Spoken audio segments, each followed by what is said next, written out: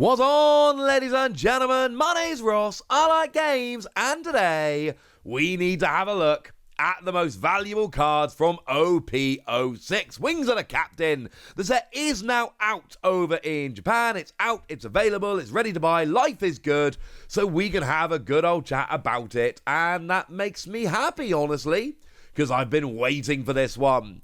A couple notes before we get going. There are a couple of alternate art leaders that don't make the list. Neither Hody Jones nor Gecko Moria make the top 10.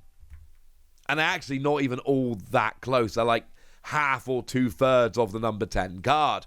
Doesn't necessarily mean they're bad leaders, although I am not seeing any real excitement over Hody Jones. Gecko Moria, a little bit more. People are liking that a bit. Hody Jones, not really at all as mean as that might sound. But you got to remember, these are not necessarily the most popular characters. They're not the ones people are going to be clamoring to get in their binders for various reasons. You have been warned. So in at number 10, the only alternate art character on the list, we've got Kazuki Hiyori, the alternate art, coming in at about 6,000 yen, or roughly $40.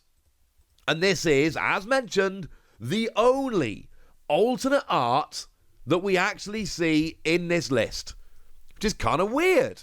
As for what the card does, this is the one whereby you pick up the top or bottom card of your life and then put a card from your hand on top of your life, which is ridiculous, incidentally. And the artwork is stunning, the character is popular, the card is clearly ridiculously good. And when you mash all of that together, you can understand why this is the one that makes it. Now, that does actually lead to some kind of cool stuff for us, honestly, because the Akira Igawa Shanks, the one which I am absolutely in love with, 2,500 yen.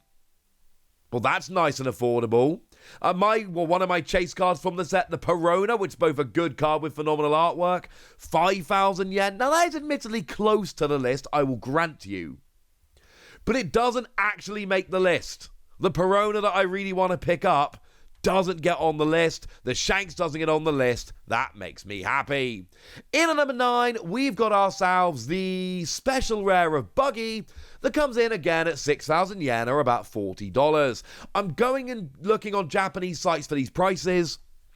Please bear in mind some of them are going to be tied according to what's on the screen. But if they are tied, I've looked at other sites, etc., and I'm pretty sure I've got them in the right order for now. Obviously, things can change as we go, but I have had a good shot to try and make sure that we are getting these in the right order, even though some of them are going to appear as tied.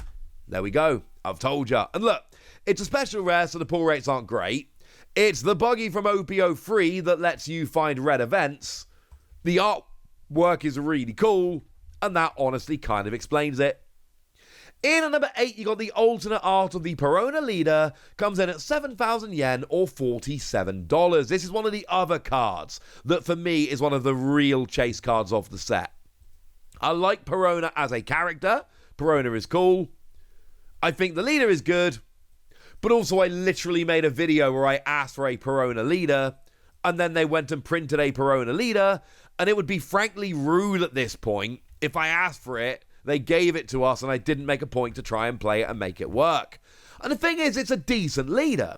You know, once during your turn, activate main, no downside, no, you don't have to do anything else, just use it. And either you rest one of your opponent's 4-cost or lower characters, really good, or you reduce one of your opponent's characters' cost by 1, also really good. And you just get to choose which one of those happens. It's brilliant. It's also Perona, who is a popular character. In at number 7, we've got Reiju, the alternate art leader, comes in at 8,000 yen, or about $54. The next 3 in a row, incidentally, all cost that, so bear with me, I'm doing my best. It is, the set's only just come out, they are bunched together in places. And the Reiju is actually really good. Firstly, it's the only German 66 leader, so if you want to play German 66, here's your leader.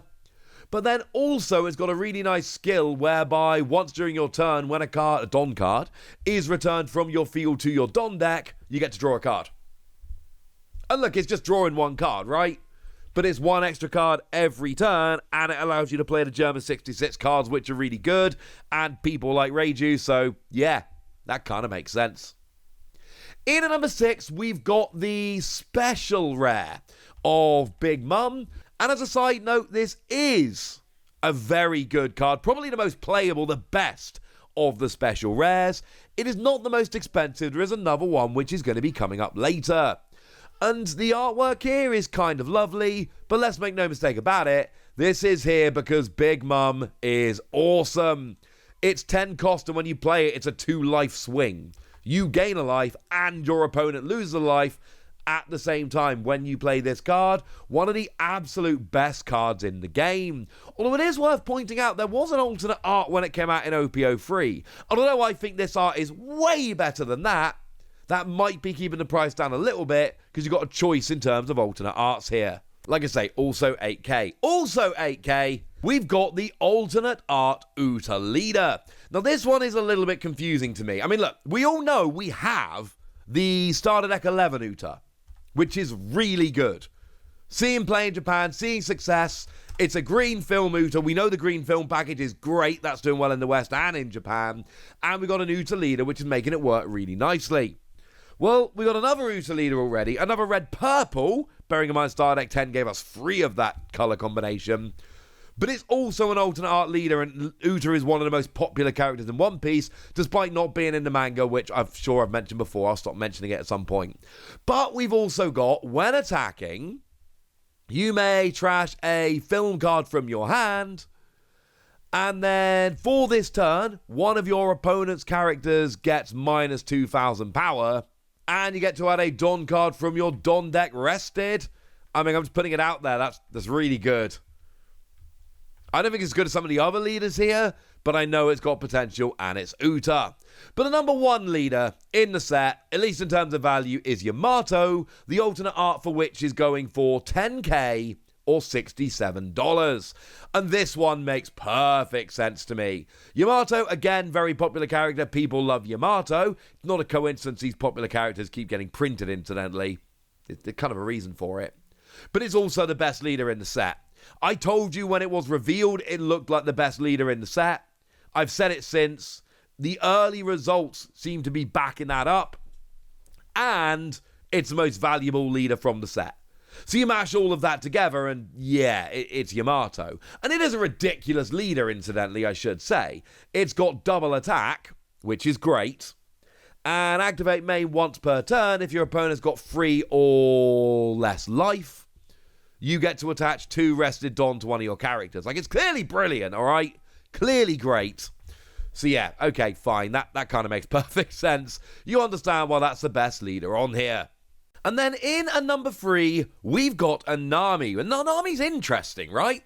Because there's something different about this one. I should say that the Nami is coming in at 10,000 yen, which is $67. And it's interesting because it is an alternate art of a rare card. The other ones I've shown you in this video have been super rares. This one is a rare. And interestingly enough, higher than any of the super rares in the set, despite being a rare, which is very, very interesting. This Nami is absolutely legit. And look, it's Nami, everybody loves her, and it's a really nice artwork. And to be fair, it's a really good card as well. It's a 2 cost, but on play, you give one of your characters Banish, and as a trigger, you get to KO a 5 cost or lower character. I mean, that's really good. It's a very good card. You can understand how it ends up popping on here.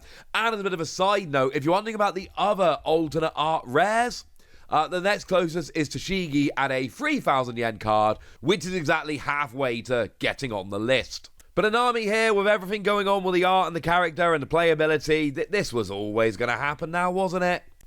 In at number 2, we've got the highest of the special rares. It is Rebecca, coming in at 13,000 yen or $87. I told you the Big Mum was not the biggest. This is the biggest, and it's actually a pretty big deal. It's a very good card. It's also adorable artwork, and if you've read the Dressrosa arc or watched the Dressrosa arc, you're going to look at this and be like, I get it. That's kind of cool. So yeah, this actually, I kind of get it. It is not as playable as Big Mum. Although, like Big Mum, it does have an alternate art in OP-05, so it's up to you which one you go for. But we've got a blocker here, which is really, really good. And on play, from your trash, you can take a character other than Rebecca that is black and costs between 3 and 7 to play. Put it into your hand, and then play a 3 cost or lower character from your hand as well. So it is a spectacular card, to be fair, but Big Mum's one of the best cards in the game. But it's Rebecca, it's a spectacular card, it's got lovely artwork. I do think this one is better than the alternate art in the set, although the alternate art in the set is still lovely, and yeah, that kind of explains it. And then obviously at number 1 is Mangazoro. Like, obvious, the main card's always number 1. It's going to happen. It's coming in at 150,000 yen, which is pretty much dead on $1,000. Imagine opening a box and getting the box topper Nami and then pulling Mangazoro. That would be sweet. And look, I could tell you that Zoro's got 2 skills, both of which let you restand, which is ridiculous. One of them is when attacking, pay 1, and the other one is activate main, pay 2. So you got to pay 3 in total, but then you get to attack 3 times with a 9k. And because you're restanding, essentially, if you power it up, attached on whatever, you get that extra power up for all 3 of your attacks. So it is a really good card, and it's the manga, and it's phenomenal. Yeah. This was always going to be a bit silly. $1,000 card, that makes sense. It's miles above all the rest, but it kind of should be. And honestly, some of these are in a different order to what I would expect. But this is a pretty good top 10 list. Hody Jones and Gecko Moria being the 2 leaders that missed, that kind of makes sense. Having Buggy and Big Mum and Rebecca as the special rares on the list, yeah, that actually totally makes sense. Having Yamato as the highest alternate art leader, this is, although some of them are a little bit here and there, I think the list as a whole is kind of what we would expect. And there's part of that which is very satisfying. But for now, I want to know what you think about this. I want to know which of these cards you want to pull. If you've bought any from Japan, I want to know which ones you have pulled. I want to know anything you want to tell me. So let me know in the comment section. Go nuts! Be nice! And then make sure you like this video, subscribe to this channel, follow me on Twitter at TheWasi. That's where we talk about One Piece and a bunch of other card games. And please do consider checking out patreon.com/PTCG Radio, where you can support the channel, get some bonus podcasts and all kinds of fun things. But by far the most important thing as always, look after yourselves till next time, would ya? Thank you very much for watching. My name's Ross, and you've been watching Wasi Plays.